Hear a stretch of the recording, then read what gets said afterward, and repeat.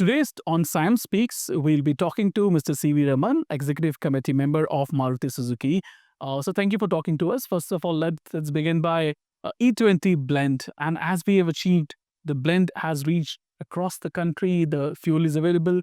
What engineering modifications are required to ensure that vehicles run smoothly? And what is your take when it comes to existing vehicles? So, this ethanol blending program started in 2008. And when we shifted from no ethanol to ethanol with 10%, which was E10, we made all our vehicles compatible in 2008 itself to E10 because that was the blend percentage at that point of time. Of course, the blending itself took time to come to the 10%. Why I'm touching that point is that at that point when we did in 2008 the changes to the powertrain, we also made many of the changes compatible for E20. Okay, except for some rubber parts.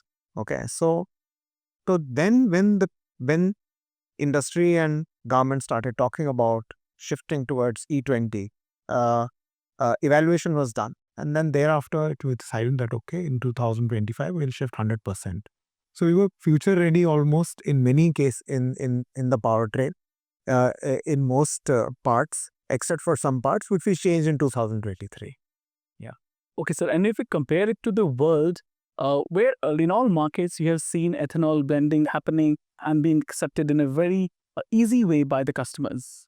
The biggest example is Brazil, and so in Brazil, it's very prevalent that they have all vehicles are flex fuel. There is a national mandate, so to speak, to have a blend percentage. Also, they are giving benefit for flex fuel vehicles in Brazil. So every vehicle almost which is sold is a flex fuel vehicle because the taxation is a little lesser compared to a non flex fuel vehicle. Also, the distribution is done in such a way that you have a standard blend. Customer cannot have a choice of filling ethanol to whatever blend he wants, and the vehicle can take it.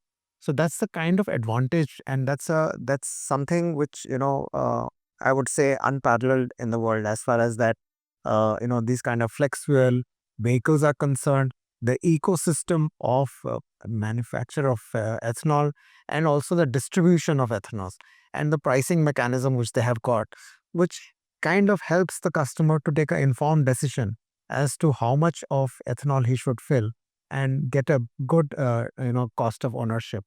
So just for example, the blending percentage in Brazil is roughly about 50% today.